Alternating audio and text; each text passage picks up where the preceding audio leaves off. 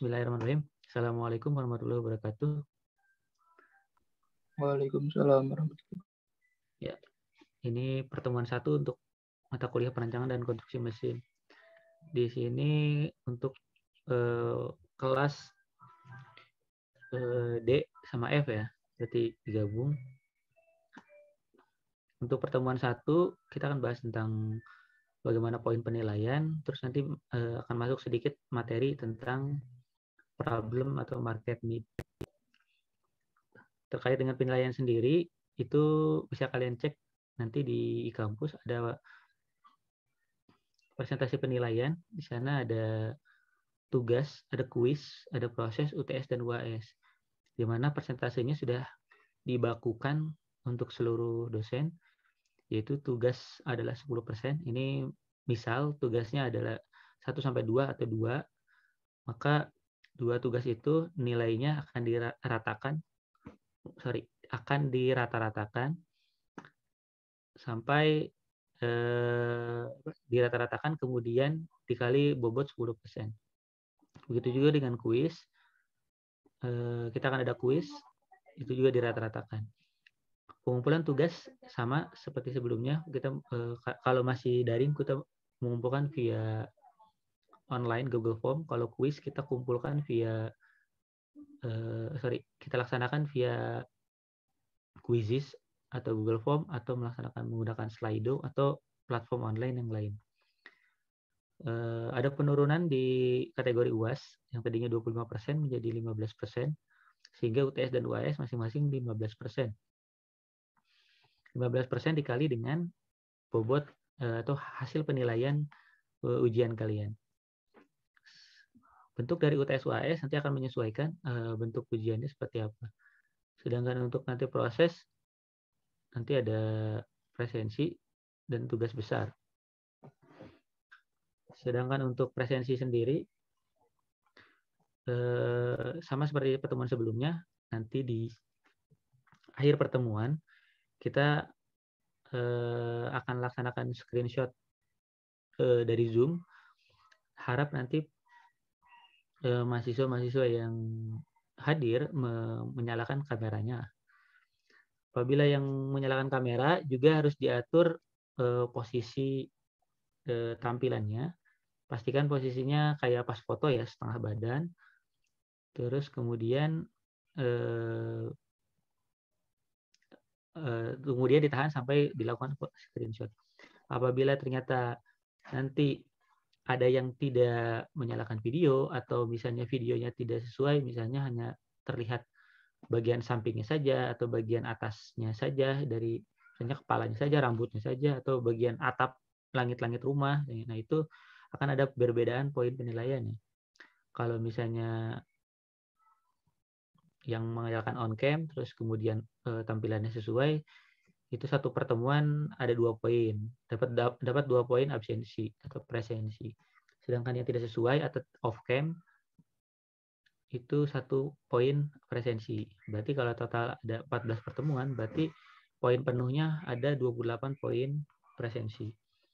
Sedangkan untuk tugas besar, sama seperti tahun-tahun sebelumnya, setiap mata kuliah perancangan dan konstruksi mesin ada tugas besar. Tugas besarnya biasanya tema acuannya adalah untuk PKM ya, untuk proposal PKM. Di mana proposal PKM-nya mengacu kepada tema mata kuliah kita, yaitu perancangan dan konstruksi mesin. Sedangkan tema khususnya nanti akan diatur. Di mana kalau tema khusus pada saat tahun-tahun sebelumnya, tema khusus dari tugas besar untuk proposal PKM adalah terkait dengan membantu disabilitas atau kaum difabel, atau misalnya ada tentang masalah kesehatan dan lain-lain. Itu tapi masih berhubungan dengan perancangan dan konstruksi mesin. Itu nanti tugas besar itu diatur pada pertemuan dikumpulkan pada pertemuan 15. Pertemuan 15 itu adalah batas akhir untuk pengumpulan tugas besar. Tugas besar dapat disusun dari pertemuan setelah UTS ya. Pertemuan 9 dan seterusnya. Di sini berarti ada waktu sekitar 5-6 minggu untuk penyusunan dari tugas besar. Jadi sangat tidak mungkin jika tugas besar yang dihasilkan misalnya tidak sesuai, atau misalnya belum mendapatkan kelompok, atau misalnya tugas besarnya belum selesai. Itu karena waktunya cukup panjang. Nah, tugas besar sambil disusun juga sambil kita tetap melaksanakan ada perkuliahan. Perkuliahannya nanti sesuai urutan yang sudah dibuat, atau nanti akan ada perubahan, penambahan atau pergeseran dari jadwal urutannya. Jadi misalnya yang ke-6 saya geser ke pertemuan kedua misalnya, atau misalnya yang 6 saya tambahkan dengan materi yang lain, atau mungkin seperti itu. Itu akan menyesuaikan dengan kebutuhan nanti pada saat prosesnya. Kemudian untuk perancangan sendiri, setidaknya kita akan mengikuti roadmap dari engineering design ini, di mana kita menggunakan sumber utama.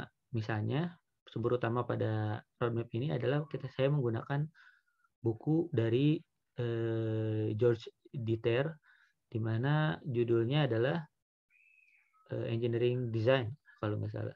Terus kemudian apabila ada hubungannya dengan material design, itu menggunakan buku William Callister. Terus apabila material selection and design, menggunakan Michael Ashby. Kemudian apabila berhubungan dengan automotive design, menggunakan Boothroyd, Geoffrey Boothroyd. Terus sumber-sumber lain, mungkin ada sumber-sumber bahasa Indonesia, saya gunakan dengan buku dari Pak Taufik Rohim mungkin ya, untuk proses untuk beberapa buku dari bahasa Indonesia. Kemudian di materi pertemuan pertama di sini ada define problem. Salah satunya adalah terkait tentang problem statement. Bagaimana kalian membuat atau mempresentasikan masalah-masalah yang akan kalian hadapi. Jadi kalian harus tahu dulu masalahnya. Sama seperti kalian akan menghadapi interview perusahaan. Kalian harus tahu dulu perusahaan itu bergerak di bidang apa.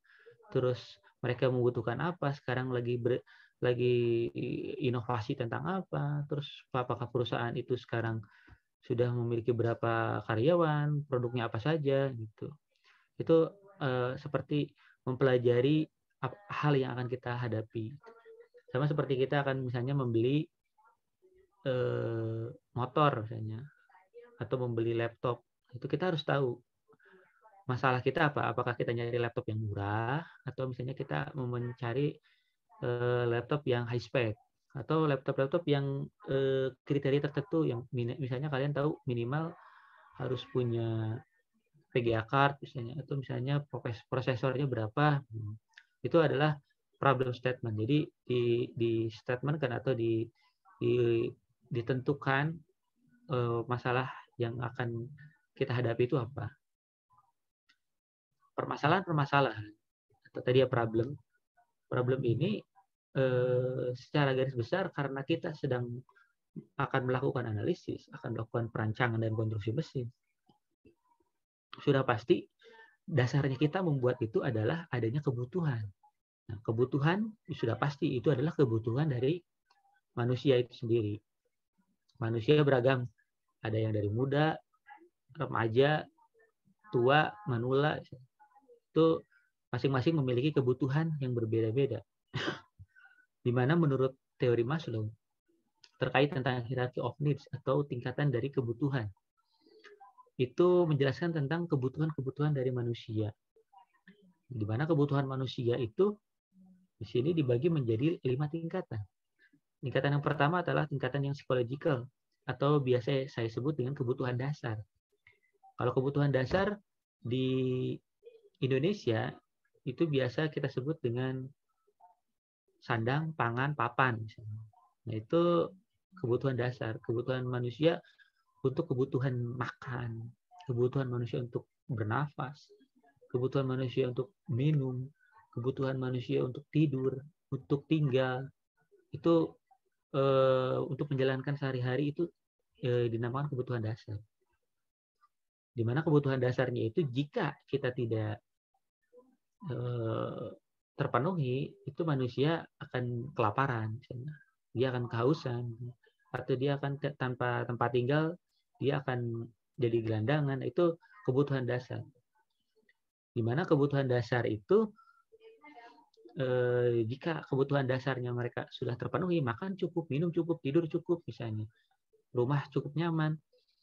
Terus kemudian ada kebutuhan yang baru yang muncul setelah kebutuhan dasar terpenuhi bagi manusia, itu adalah kebutuhan untuk dia merasa aman, untuk merasa aman dan nyaman. Misalnya pada saat dia makan cukup, dia akan berpikir bagaimana caranya saya supaya yang saya makan cukup sehari-hari itu adalah makanan yang sehat. Atau misalnya yang saya makan tapi kok saya takut gemuk, misalnya. Itu yang sehingga muncul yang namanya keinginan untuk rasa aman, safety, di mana dia keinginan untuk menjaga kesehatannya, untuk apabila hubungannya dengan makanan. Terus apabila keinginan rasa amannya itu adalah untuk bagaimana saya akan terus bekerja. Oh, saya harus bekerja, berarti saya harus tetap sehat, saya harus menjaga ritme pekerjaan. Atau misalnya di sini rasa aman terhadap sumber dayanya, terhadap rumah, bagaimana rumahnya supaya nyaman ditinggali, supaya aman dari pencuri, atau misalnya keamanan terhadap yang lain. Misalnya kita butuhkan asuransi mobil, asuransi rumah, asuransi kesehatan, asuransi tenaga kerja. Nah, itu adalah untuk rasa aman bagi manusia itu sendiri. Setelah kebutuhan dasar terpenuhi, makan cukup, tidur cukup, terus kemudian dia sudah memastikan rasa keamanannya, penyimpanan uang tadi ke bank atau asuransi, atau misalnya dia jaga kesehatan, fitness, dan lain-lain, itu muncul kebutuhan yang lain, yaitu kebutuhan manusia untuk berinteraksi dengan individu yang lain. Interaksi dalam arti adalah misalnya membentuk pertemanan. Seperti kalian sesama mahasiswa itu membentuk pertemanan, itu adalah salah satu kebutuhan manusia. Di mana pertemanannya itu adalah kebutuhan untuk saling berinteraksi, kebutuhan untuk saling misalnya mencintai, atau kebutuhan untuk saling menjaga persahabatan, atau kebutuhan untuk karena satu perjuangan gitu. Nah, kebutuhan saling berinteraksi antar individu ini memunculkan yang namanya kebutuhan untuk misalnya bersifat simpati atau empati. Pada saat kita kebutuhan makan tercukupi, safety tercukupi, terus kemudian tiba-tiba melihat teman kita yang misalnya kasihan nih belum makan dari pagi sampai malam, akhirnya kan kita sharing makanan kita makan bareng-bareng aja, gitu kan, kadang-kadang seperti itu. Itu adalah kebutuhan untuk berinteraksi. Atau pada saat kita cukup makan, enak, tiba-tiba ada saudara kita yang kekurangan makanan. Nah, kita di situ berbagi solidarity-nya, terus ada dalam bentuk sedekahnya, atau saling membantu sesama manusia atau individu yang lain. Nah, kemudian kebutuhan selanjutnya setelah itu terpenuhi, interaksi bersama teman terpenuhi dan lain-lain, akhirnya impact atau hasil dari kebutuhan individu itu adalah mereka ada rasa ingin atau membutuhkan rasanya pengakuan, rasa dihargai atau diakui oleh orang lain dalam bentuk misalnya pujian, dalam bentuk kabar, dalam bentuk penghargaan. Nah, di sini dijelaskan bahwa itu dalam kategori esteem, atau di sini ada achievement, respect by others, atau dihargai orang-orang lain. Terus kemudian juga bagaimana kita menghargai orang lain. Karena tadi interaksi individunya sudah terbentuk, kita tinggal bergabung dengan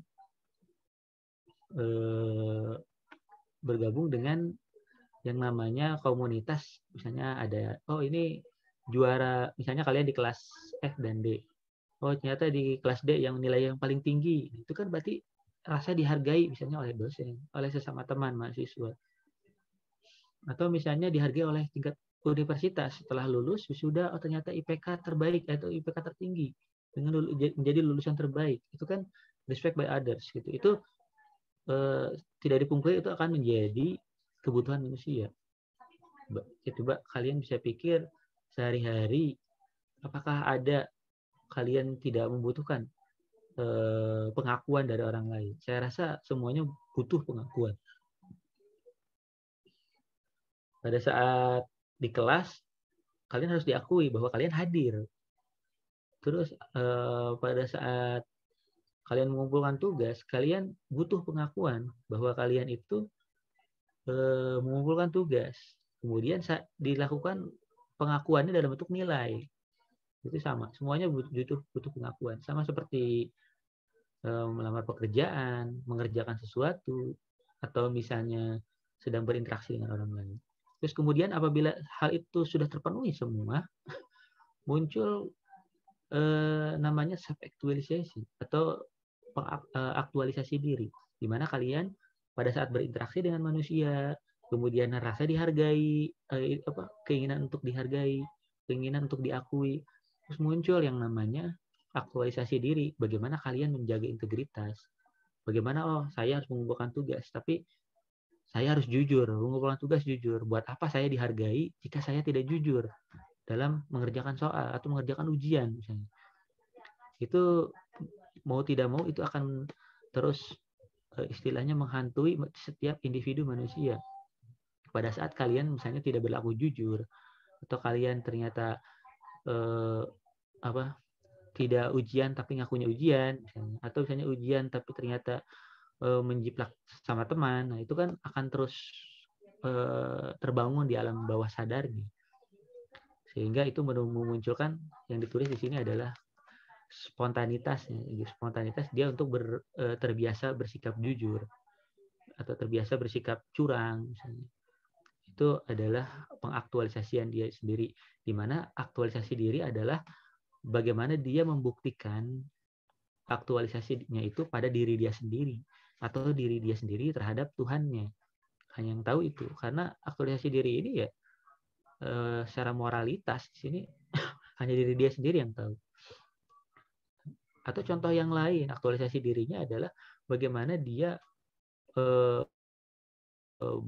ada kreativitas. Kreativitas ya itu harus dibangun dari diri dia sendiri.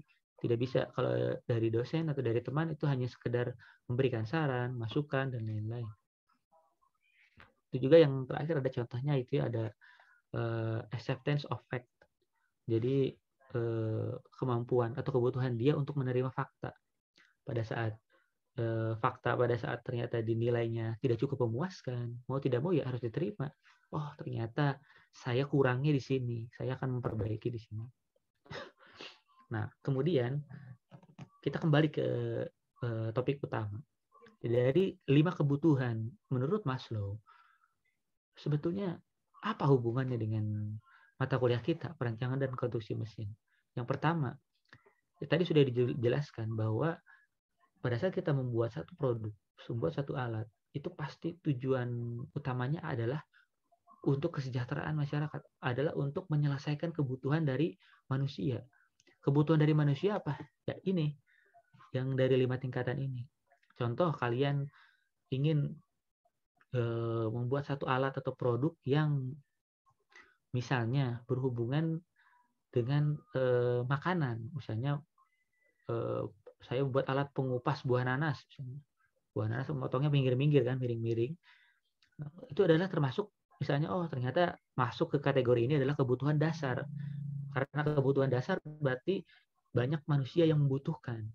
Karena kebutuhan untuk makan misalnya. Berarti saya masuk kategori yang kebutuhan dasar, psychological. Terus kemudian apabila saya untuk membuat alat yang berhubungan dengan kebugaran tubuh, misalnya alat fitness dan lain-lain, ternyata masuk ke safety. Di situ ada security of body. Berarti dia untuk bagaimana rasa aman terhadap tubuhnya. Terus misalnya kalian ada berhubungan dengan membuat interaksi antar individu. Interaksi antar individu misalnya kalian merancang rumah atau merancang motor atau mobil yang hubungan misalnya secara tidak langsung kita melihat bahwa mobil dengan 2 penumpang itu berarti tujuannya adalah untuk membangun hubungan interaksi antar individu hanya berdua, tetapi ada juga yang mobil MVP yang 3 row atau 3 baris. 3 baris ini sebetulnya tujuannya adalah membangun keakraban untuk keluarga besar. Kalau 2 row untuk keluarga kecil, misalnya hanya ayah, ibu, dan anak. Kalau misalnya sampai 3 row, berarti udah keluarga besar nih. Sudah kita bisa bawa nenek, bawa kakek, bawa anak, misalnya. Itu secara tidak langsung adalah membangun interaksi. Gitu. Atau misalnya kalian membangun atau merancang sebuah produk, itu tujuannya adalah untuk dihargai, hanya untuk dihargai saja. Oh, saya udah buat ini nih, saya keren kan, misalnya. Itu bisa aja seperti itu. Atau tujuannya untuk mengaktualisasi diri. Oh, ini cita-cita saya dari kecil, saya harus merancang pesawat terbang, misalnya. Itu adalah mengaktualisasi diri, bahwa komitmen diri untuk membuat satu produk yang sudah dia targetkan, terus kemudian misalnya dengan usaha saya sendiri dengan bahan-bahan lokal, misalnya. Itu bisa seperti itu. Itu adalah hubungan, salah satu contoh korelasi terhadap perencanaan dan konstruksi mesin. Apabila tadi tentang kebutuhan, kelewat ya. Apabila tadi tentang kebutuhan, di sini ada tentang capaian desain. Capaian desain, setiap orang, setiap mahasiswa atau setiap desainer itu bisa membuat sebuah rancangan satu produk. Kan dari pertanyaannya adalah rancangannya sudah mencapai capaian seperti apa. Di sini adalah contoh capaian yang saya tampilkan di sini adalah capaian desain berdasarkan 3 levelnya. Level yang pertama functionality. Functionality adalah keberfungsian satu produk atau alat yang kita buat. Contoh misalnya di sebelah kanan gambarnya ada gambar pulpen. Seperti kita ketahui kalau kita ke toko buku, ke fotokopian gitu, itu banyak sekali jual pulpen dari berbagai merek, dari berbagai tipe, dan berbagai harga. Masing-masing memiliki karakteristik yang berbeda-beda. Ada yang mirip-mirip juga, tapi rata-rata yang berbeda. Bisa dilihat ada pulpen yang biasa untuk menulis, mahasiswa, atau misalnya ada yang pulpen yang biasa digunakan untuk tanda tangan, ada pulpen yang yang cair, ada pulpen yang tidak cair, ada yang pulpen yang berwarna. Itu masing-masing memiliki tujuan capaian desain yang berbeda. Yang namanya tujuan atau functionality dari pulpen adalah menulis. Bagaimana secara mekanisme oleh desainer dijelaskan. Fungsinya pulpen untuk menulis adalah si pulpen itu mengeluarkan tinta dari dalam pulpen, terus kemudian tinta itu menempel di kertas, terus kemudian kertas itu ditulis sehingga membentuk sebuah catatan atau tulisan. Itu adalah satu mekanisme penggunaan pulpen. Tapi apabila tintanya tidak keluar dari pulpen tersebut dan tidak menempel, tidak tampil di kertas, berarti fungsi pulpen itu secara functionality dia tidak berhasil atau gagal. Berarti bisa disimpulkan itu bukan pulpen, karena pulpen itu harus bisa menulis. Gitu. Jadi sama seperti kita pakai motor. Motor tujuannya untuk apa? Transportasi, memindahkan manusia dari satu titik ke titik yang lain. Tapi pada saat motor itu mogok secara fungsional, fungsi utamanya tadi untuk transportasi, dia mogok, dia tidak bisa berpindah. Berarti fungsi utama dari sepeda motor itu tidak terpenuhi. berarti kita bisa bilang itu bukan seutuhnya sepeda motor. Walaupun dia dipajang di rumah, itu berarti bisa dibilang bukan sepeda motor, karena fungsi utamanya adalah untuk transportasi atau memindahkan individu manusia dari satu titik ke titik yang lain. Seperti itu. Terus kemudian pulpennya berbagai macam nih. Ada yang tadi kemampuan untuk menulisnya, kemampuan tintanya, kemampuan ternyata ada dekorasi di permukaan dan lain-lain. Nah, ternyata fungsi yang lebih tinggi dibandingkan functionality adalah usability. Adalah bagaimana itu akan mempermudah penggunanya, memberikan rasa nyaman bagi penggunanya. Mudah dan nyaman bagi penggunanya. Contoh kalau kalian pulpen, ada yang pulpen yang biasa, ada yang pulpen yang sudah ditambahi karet. Sehingga untuk tujuannya apa? Untuk mempermudah atau membuat nyaman si penulisnya, sehingga tujuan utamanya untuk menulis, dia akan menjadi ketahanan dia dalam menulis secara lama. Atau sampai mahasiswa menulis sampai misalnya 2 halaman. Itu kemampuannya. Atau kemampuan pulpen untuk tintanya terus lancar, mengalir keluar tanpa hambatan. Itu adalah untuk kemudahan juga. Kalau sering macet, jelas itu akan mempersulit. Dia secara fungsi berjalan, tapi tintanya macet, berarti functionality-nya diragukan. Nah, tetapi tingkatan usability ini akan dianggap penting, akan dianggap nilainya lebih jika produk yang dihasilkan, yang kita buat, yang kita rancang, itu functionality-nya tetap terjaga. Jadi percuma pulpennya ditambahkan fitur, ditambahkan variasi warna, kemudian ditambahkan dekorasi dan lain-lain. Ternyata secara fungsi pulpennya tidak keluar tinta.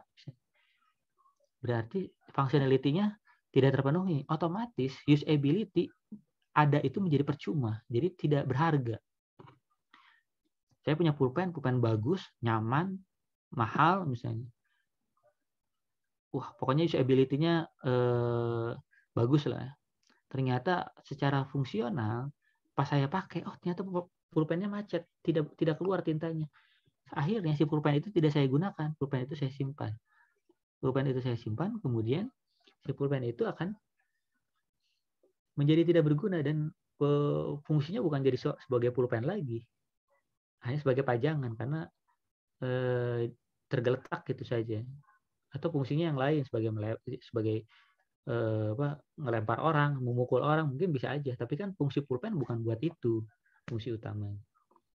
Jadi tingkatan yang pertama functionality, tingkatan yang kedua usability. Itu kegunaannya, mempermudah dan membuat nyaman bagi pengguna.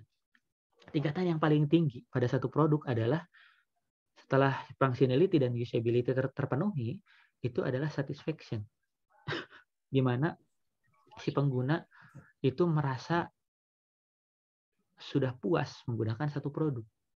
Kayak kalian misalnya. Kalian saat ini saya puas menggunakan pulpen bermerek Pilot misalnya. Karena sampai tinta habis, dia masih bisa digunakan. Tidak pernah macet. Functionality terpenuhi, usability terpenuhi. Misalnya, saya suka nih Pilot walaupun tidak ada fitur yang lain, tapi ringan. Akhirnya memunculkan satisfaction. Saya puas pakai produk ini. Jadi balik lagi bahwa kepuasan terhadap satu produk itu tidak harus mahal. Tidak harus dia desainnya berlebihan atau menggunakan teknologi yang tinggi. Tidak harus. Puas dalam berarti kita puas menggunakannya untuk tujuan tertentu. Misalnya. Sampai saat ini saya puas dengan motor merek A misalnya, atau motor yang jadul nih yang saya pakai misalnya. Untuk saat ini saya puas. Terus pertanyaannya,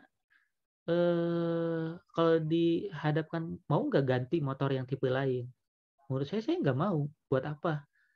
Karena saya sampai saat ini saya puas. Saya bisa bepergian, sudah cukup irit, terus kemudian sudah cukup nyaman pada saat dipakai. Saya sudah cukup puas.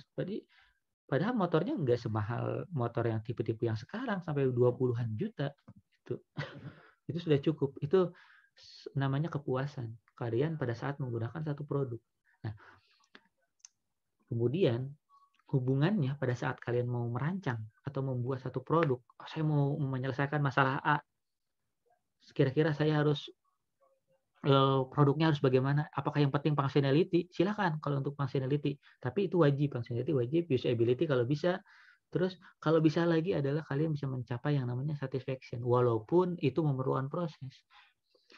Satisfaction adalah kepuasan pada saat customer atau misalnya mitra kalian yang menggunakan produk itu, kemudian merasa puas, berarti produk kalian sudah dalam level tertinggi dari satu desain. Kemudian berangkat lagi, misalnya kalian mau merancang sebuah mobil. Mobilnya itu mau mobil yang belum pernah beredar di pasaran. Nah, itu secara functionality bergerak. Mobil itu bergerak, berfungsi. Dengan mekanismenya berfungsi, usability dipermudah, dipakainya nyaman, handlingnya nyaman. Kemudian balik lagi, apakah orang-orang sudah cukup puas dengan mobil kita? Nah, itu muncul yang namanya perbandingan, benchmark. Pada saat kita membuat produk yang sudah ada di pasaran, itu tujuan utamanya adalah bagaimana memindahkan mereka dari produk yang sudah settle, yang sudah matang di pasaran, untuk menggunakan produk kita. Mobil misalnya. Banyak yang sekarang menggunakan mobil Toyota. Kita akan membuat mobil yang sama, mobil berbahan bakar bensin misalnya. Tapi kalau kita buatnya hanya sekedar biasa saja dan tidak dibandingkan dengan produk mobil yang Toyota tadi, kita tidak bisa bersaing. Kita tidak bisa mengambil rasa puas dari yang menggunakan. Karena yang menggunakan tadi akan membandingkan, ini mobil apa? Mobil bensin. Terus bagusnya apa ya sama Avanza? Pesan lebih bagus Avanza saya daripada ini. Harganya juga beda jauh lagi. Nah kan orang akan membandingkan. Nah, rasa puas itu yang harus dikejar. Yang dikejar lebih sulit jika produk-produk yang sudah ada di pasaran. Jadi strateginya bebas. Strategi marketing. Apakah harganya dipermurah? Terus pertanyaannya, apakah dengan harga yang lebih murah, customer atau orang lain yang menggunakan itu akan tetap memilih? Jelas, orang lain ada kecenderungannya masing-masing. Sama seperti kalian menggunakan handphone misalnya. Sudah terbiasa menggunakan Samsung, atau yang menggunakan iPhone, atau menggunakan Xiaomi misalnya. Sudah merasa puas selama ini saya menggunakan ini. Sudah 2 tahun, 3 tahun tidak rusak kok. Lancar-lancar aja, tidak nge-lag dan lain-lain. Terus tiba-tiba kalian ditawari, mau nggak pakai handphone merek misalnya Strawberry, harganya lebih murah loh, terus fiturnya sama loh. Pasti kan kita memunculkan dengan perbandingan produk yang kita gunakan saat ini. Perasaan masih lebih bagus handphone ya, walaupun lebih murah tapi fiturnya sama, tapi nggak percaya gitu kan, ada rasa seperti itu. Jadi jika produk yang kita rancang adalah produk yang baru, kita bisa membangun paradigma atau framing dari produk kita sehingga mereka menjadi puas. Tapi kalau misalnya produk yang kita rancang adalah produk yang as usual, yang sudah ada di pasaran, produk yang general, berarti itu kita harus memikirkan strategi perbandingannya dengan produk yang lain. Jika perbandingan dengan dari harga, itu menurut saya tidak bijak. Karena yang menjadi faktor puas atau tidak puasnya manusia itu bukan dari harga, tapi dari fitur, dari kegunaan. Jadi bandingkan itu secara functionality dan usability. Kalau misalnya mau bandingin sama Toyota, bandingkan apanya? Bodinya, atau bandingkan apanya? Iritnya. Bandingkan dari handlingnya. Bandingkan misalnya dari ketahanannya berapa tahun. Itu head to head dari situ. Terus kemudian berikutnya adalah design thinking. Design thinking adalah bagaimana kalian berpikir tentang merancang.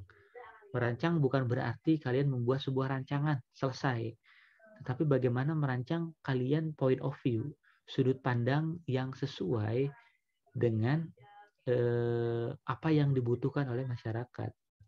yang dibutuhkan oleh masyarakat. Misalnya di sini ada misalnya yang dibutuhkan adalah ayunan. Masyarakat misalnya membutuhkan ayunan di bawah pohon. Misalnya yang dibutuhkan yang paling kanan bawah sih. Dia simple, kanan bawah, hanya butuh ayunan, hanya untuk ayunan buat anak kecil, dan yang penting dia bisa berayun. Tetapi ternyata ada desainer yang berpikir terlalu overthinking. Oh, yang menggunakan satu. Kenapa harus satu gitu? Kenapa nggak langsung tiga? Kita buat aja tiga tempat duduk. Jadi lebih banyak orang yang lebih banyak anak yang bisa masuk. Terus tiganya ini satu aja kita sewa bisa 1.000, tiga bisa 3.000 loh satu kali sewa. Ternyata dia tidak memikirkan ditambahnya itu, tapi tidak berpikir secara tadi functionality-nya dan usability-nya. Akhirnya otomatis satisfy-nya tidak terpenuhi, tidak terpuaskan. Dia selalu berpikir tentang misalnya di sini nambah ini orientasinya profit. Makin berpikir makin banyak lebih bagus, padahal belum tentu maksudnya.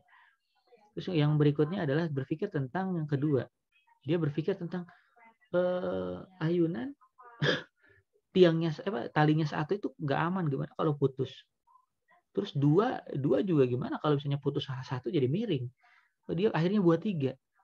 Lah kan sama seperti berpikir safety terlalu berlebihan.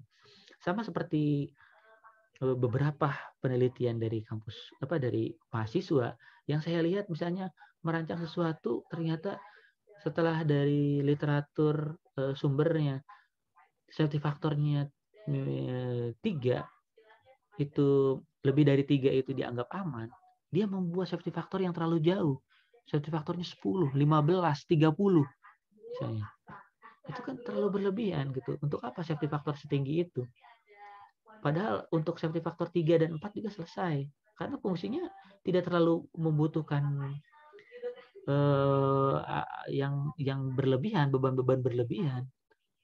Kan dari awal sudah ditentukan bahwa yang menggunakan adalah anak-anak misalnya. Tidak perlu sampai berlebihan menambahkan safety faktor atau keamanannya. Karena yang terjadi adalah akan mempengaruhi biaya yang dihasilkan, biaya yang dikeluarkan untuk membuat satu produk. Biaya yang dikeluarkan untuk satu produk menjadi lebih tinggi karena safety faktor tinggi, berarti spesifikasi dari materialnya, dari komponennya jadi lebih mahal. Terus kemudian yang gambar berikutnya adalah pada saat kalian diberikan project, kan suka ada yang memberikan pernyataan nyeleneh gitu. Yang penting ayunan nempel di pohon kan. Akhirnya dia buat seperti ini. Nempel di pohon. Tapi secara fungsi tidak berjalan sama sekali. Tuh.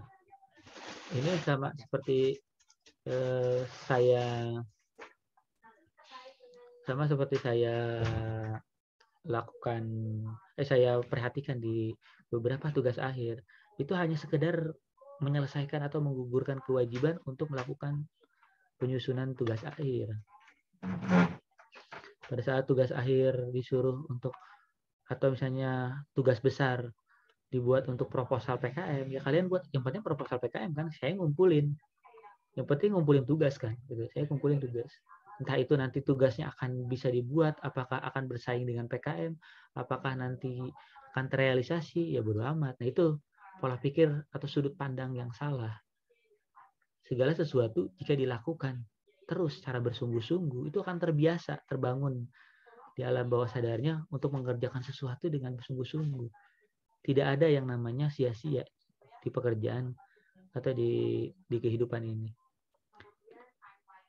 Kemudian di contoh yang selanjutnya di sini adalah dia berpikir bahwa produk yang saya hasilkan desainnya harus oke. Ternyata dia tidak berpikir bahwa nanti setelah saya rancang sudah bagus, ternyata bisa dibuat nggak ya? Proses manufakturnya dapat berjalan nggak ya? Gitu.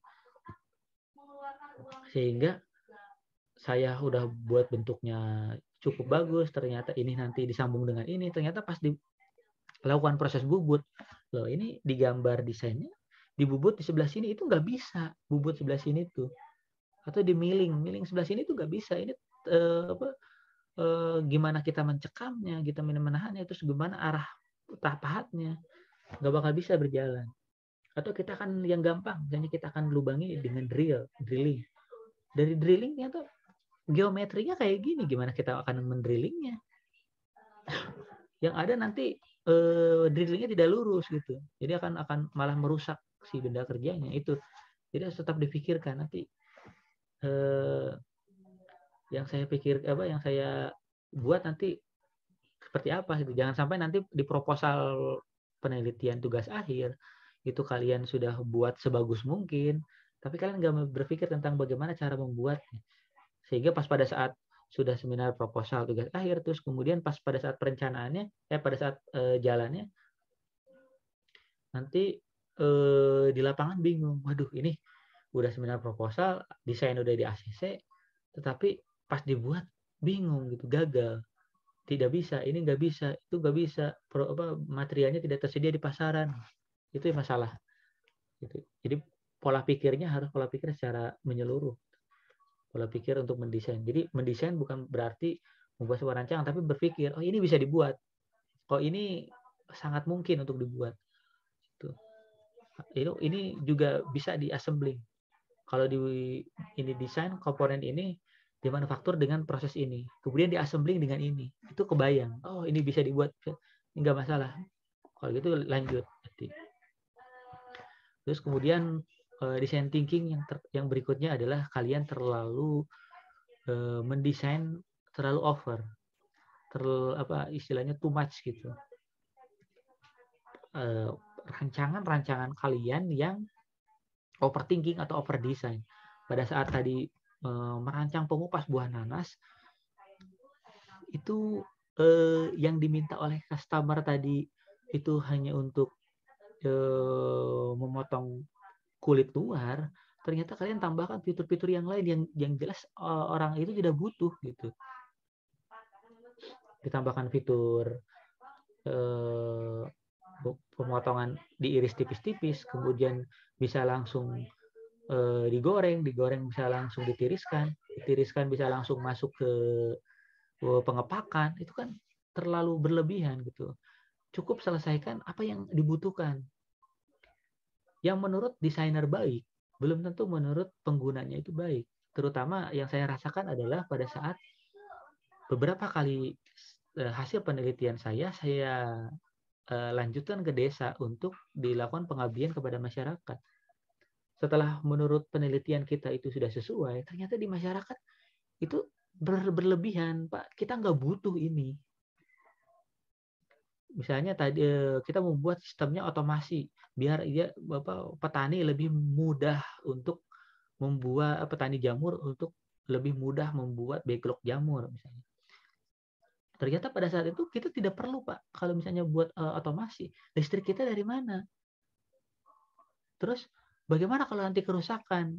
Gitu. Kita nggak bisa cara ngebenerinnya. Itu terlalu berlebihan. Ternyata yang mereka butuhkan hanya membuat satu backlog jamur, walaupun itu menggunakan mesin yang sederhana, alat yang sederhana.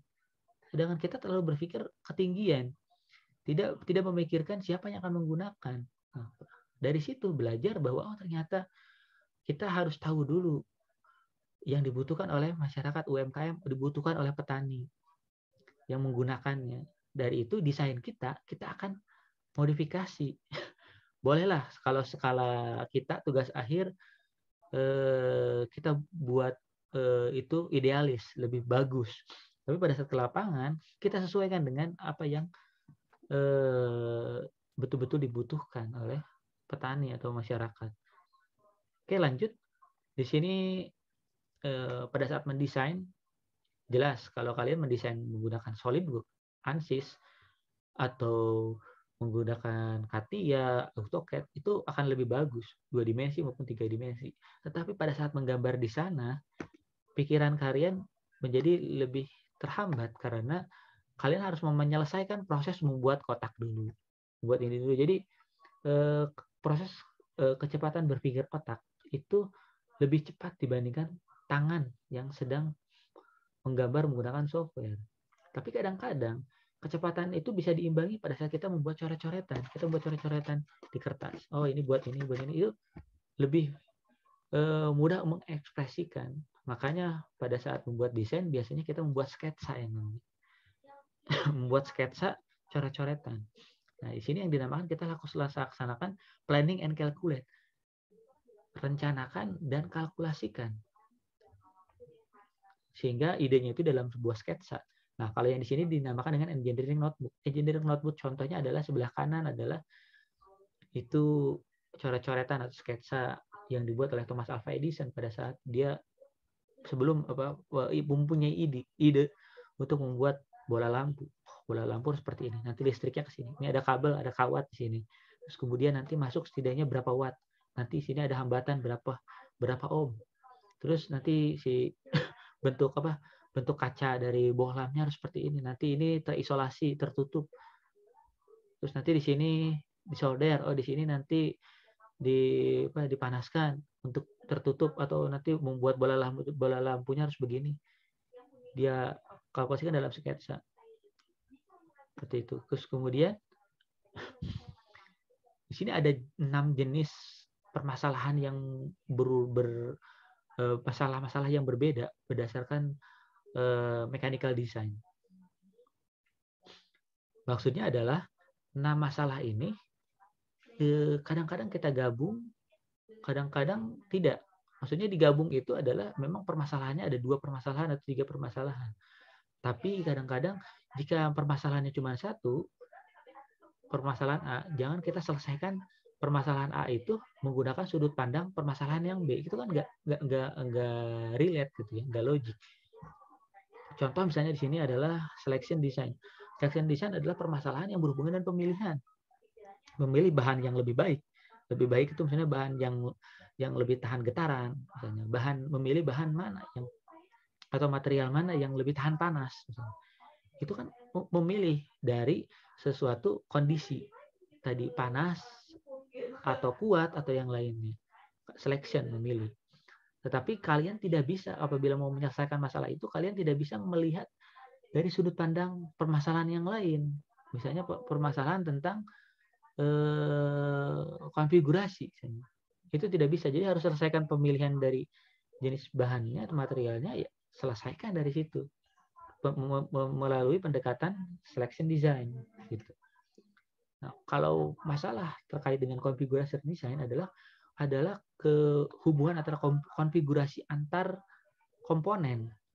Komponen ini dengan komponen ini relate enggak? Gitu. Atau misalnya saya mau gunakan ini gerak motor ini, saya pakai transmisinya rantai, atau jangan rantai, saya gunakan puli aja. Terus bedanya apa gitu? Saya menggunakan hubungannya nanti kalau menggunakan rantai atau puli. Gitu. Terus atau misalnya konfigurasi antar komponen yang lain, misalnya saya menggunakan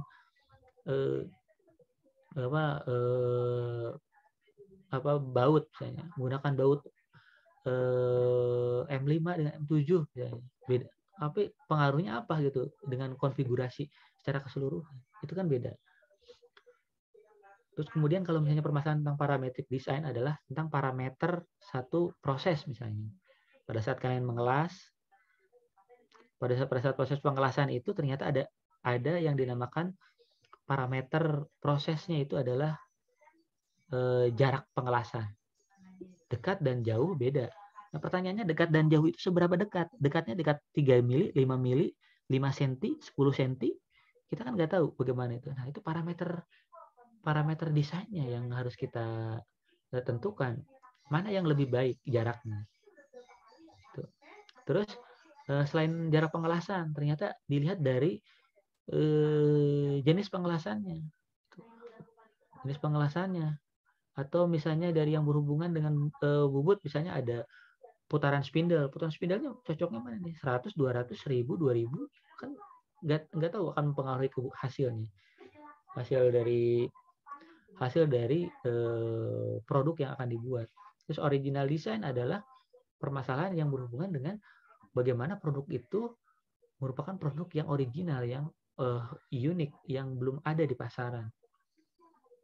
yang berbeda sama sekali, tidak sama dengan pasaran.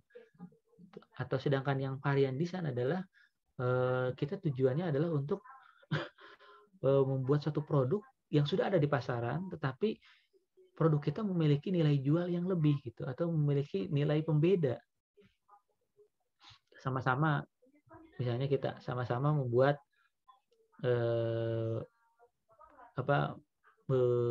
desain pemarut kelapa di pasaran seperti itu, kita beda. Yang kita misalnya lebih cepat, yang kita ternyata lebih halus, atau yang kita variasinya beda, yang orang lain horizontal, kita vertikal, atau yang lainnya harus dipotong-potong dulu kelapanya, kita tidak, masukin kelapa sudah ini misalnya. Itu memvariasikan dari berbagai produk yang sudah ada. Sedangkan permasalahan yang terkait dengan konseptual design adalah bagaimana kalian mendetailkan satu produk. Misalnya mendetail tuh, oh ini nanti harus memiliki kekuatan tariknya minimal sekian. Terus nanti sehingga nanti akan mengalami deformasi sekian. Gitu. Jadi lebih ke konseptualnya, lebih ke konsep, belum ke prototype. Terus kemudian sini sebagai contoh adalah bagaimana kebutuhan kita itu akan dipengaruhi setiap manusia tadi berbeda. Beda manusia, beda kebutuhan. Beda lokasi, juga beda kebutuhannya manusianya. Terus beda pola pikir, juga berbeda kebutuhannya. Contoh di sini ada dua buah pesawat.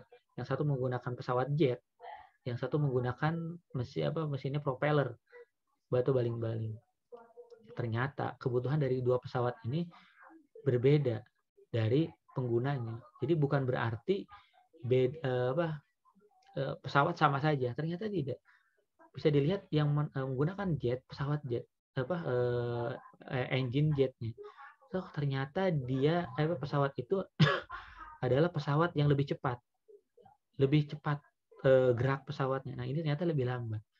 Yang ini karena lebih cepat, dia juga bisa lebih jauh antar negara. Oh, ternyata ini nggak bisa, antar pulau aja, pulau-pulau kecil di Indonesia. Itulah kenapa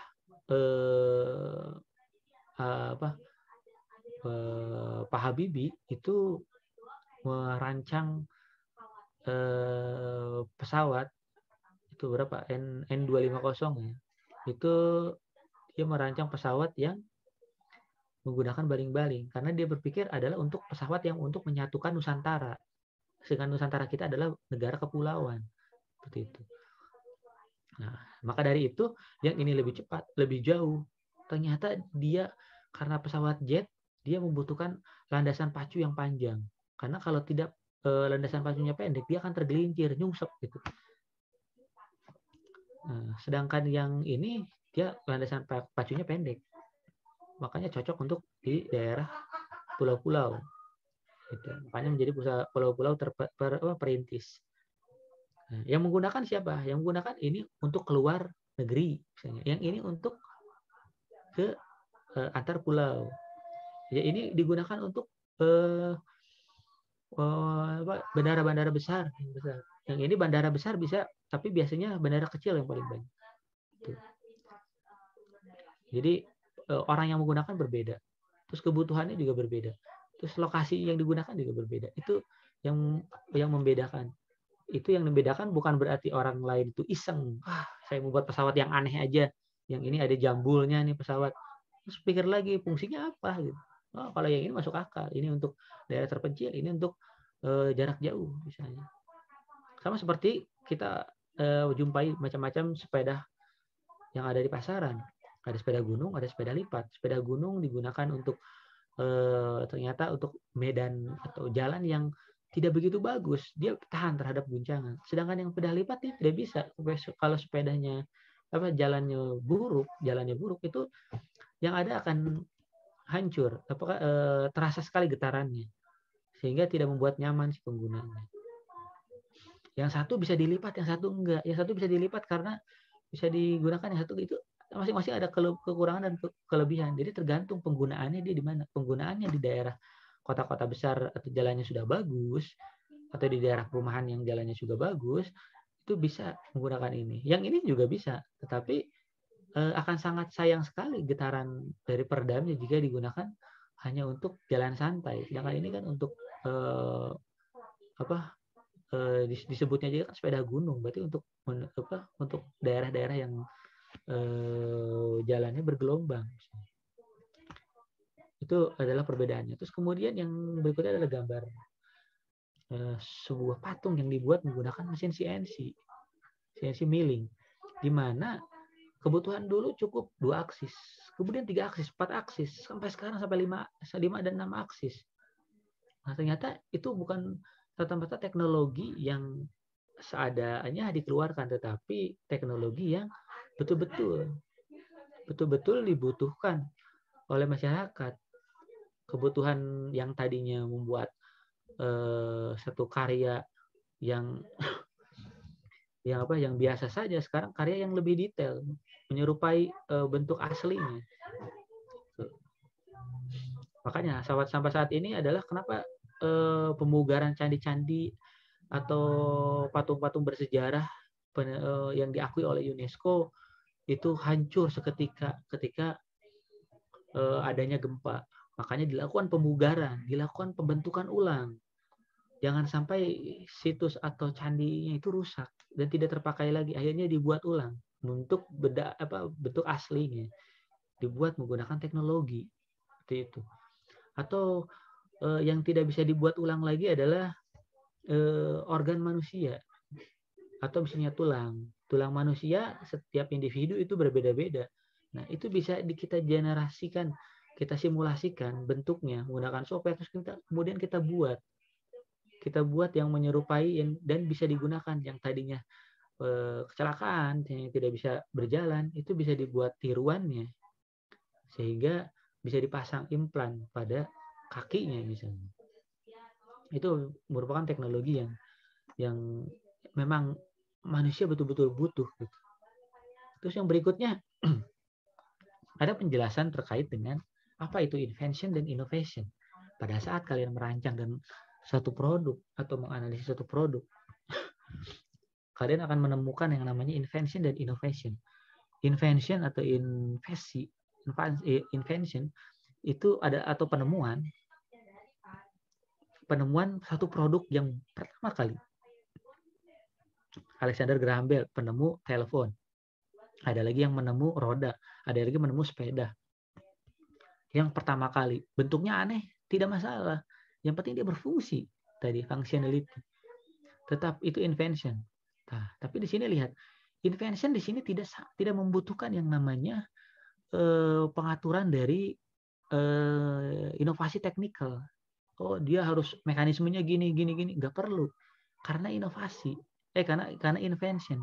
Invention itu suatu penemuan. Berpikir yang penting penemukan telepon adalah berbicara satu titik dengan titik orang lain yang jauh, selesai. Roda yang penting bisa memindahkan gerobak, selesai. Sepeda juga sama, yang penting bisa berpindah, selesai. Tapi invention itu tidak membutuhkan itu ya, tapi membutuhkan bagaimana membaca yang belum ada. Itu mungkin agak sulit ya sekarang, kalau zaman sekarang. Nah, yang sekarang yang lebih banyak adalah tentang innovation atau inovasi, seperti yang dilakukan oleh Steve Jobs pada saat merancang pertama kali iPhone. Ini luar biasa. Pada saat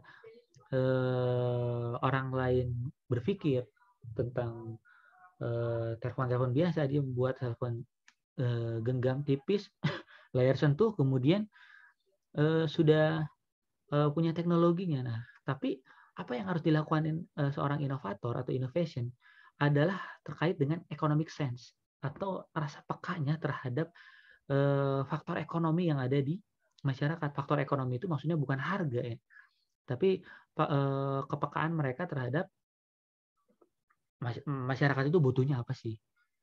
Masyarakat butuhnya ini, oke, kita akomodir. Masyarakat butuhnya terkait handphone yang baterainya lama, oke, kita buat inovasi. Sekarang kan mudah muncul tuh beberapa inovasi-inovasi dari baterainya. Kapasitas tinggi, baterai handphone yang tidak mudah jatuh, yang sudah ada protektornya, terus kemudian handphone yang bisa dibawa ke gunung, terus handphone yang bahkan ada yang tahan sampai seminggu. Itu luar biasa kan. Itu kan ada inovasi-inovasi yang kira-kira itu dapat dikomersialkan, memiliki nilai jual, dan itu dibutuhkan oleh masyarakat. Nah, apa yang akan terjadi jika seorang desainer tidak melakukan inovasi? Dia akan mengalami yang namanya era disrupsi atau disruptif era. Disruptif atau disrupsi adalah suatu keadaan yang tergerus atau digantikan oleh keadaan yang lain. Contoh pada saat itu Nokia sangat adidaya sekali dia menggunakan produknya. Produknya berbagai macam, menggunakan produk QWERTY, BlackBerry juga QWERTY. Akhirnya semuanya hancur oleh Samsung dan iPhone misalnya. Di mana Samsung dan iPhone yang lebih bisa membaca inovasi atau peluang pasar yang sudah yang akan berlangsung ke depannya. Dia berpikir visioner ke depan. Orang-orang ternyata membutuhkan layar sentuh, dibuat layar sentuh. Orang lain membutuhkan yang tipis, dibuat tipis. Orang lain membutuhkan handphone yang lipat, dia buat teknologi lipat. Orang lain yang bisa bisa foto mikro, dia bisa buat foto mikro. Orang lain bisa foto jauh, dibuat. Dia membaca peluang-peluang itu. Selain yang dibutuhkan sekarang, juga yang dibutuhkan di masa yang akan datang. Dia berpikir ke depan. Contoh berikutnya di sini ada tentang Kodak atau foto. Foto pada saat itu menggunakan Kodak, kemudian menggunakan klise. Klisenya bisa dipasang, terus tapi kita nggak tahu. Oh, ini apakah sudah center fotonya, tengah atau enggak, atau tadi lagi merem atau enggak, nggak kelihatan. Akhirnya ini dulu sangat banyak sekali yang menggunakan, sekarang sudah digantikan oleh kamera SLR atau kamera handphone, di mana udah digital, udah bisa disetting cahaya, udah bisa hasilnya bisa dilihat, terus kemudian kapasitas fotonya lebih banyak, sudah bisa zoom in zoom out misalnya. Nah, ternyata mulai ada orang berpikir lebih depan lagi. Oh, gimana kalau misalnya ini harus dicetak dulu, yang ini harus dicetak dulu, yang ini bisa langsung cetak di tempat menggunakan Polaroid. Ini salah satu untuk menghindari disrupsi adalah berpikir berpikir visioner ke depan.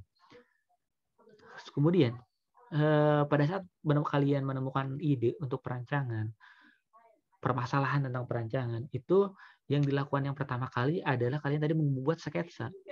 Sketsa yang dimaksud adalah sketsa yang bukan dari satu alternatif desain.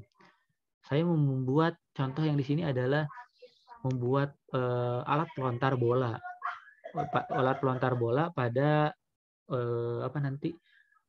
pada latihan sepak bola. Nah, ternyata saya membuat 3 buah alternatif desain. Mekanisme pertama tendang, karena kita kan biasanya juga ditendang. Mekanisme kedua konsepnya kayak peluru nih, kita tembakan aja. Atau konsep ketiga saya menggunakan ketapel nih. Nanti di slingshot gitu ya, ditarik menggunakan karet. Terus kemudian dari 3 ini baru kalian buat kelemahan dan kekurangannya. Oh, ini kelebihannya ini, kekurangannya ini. Oh, ini bagus gitu. Nah, ternyata habis dari situ muncul nanti perbandingannya. Oh, ternyata yang memungkinkan atau saya membutuhkan kecepatan pengiriman bolanya 2 detik harus sampai di kaki saya. Oh, berarti yang lebih memenuhi secara hitungan, secara SWOT adalah yang ini. Saya ambil alternatif yang ini karena setelah melalui pemilihan tadi. Jadi jangan langsung satu ide langsung pakai ya. Itu nggak masuk akal. Jadi harus dari berbagai, kenapa menggunakan desain ini? Saya sudah buat 3 desain gitu. Tapi ternyata yang mekanisme ini yang paling mendekati. Misalnya seperti itu. Oke, sampai sini ada pertanyaan? Silakan. Saya stop.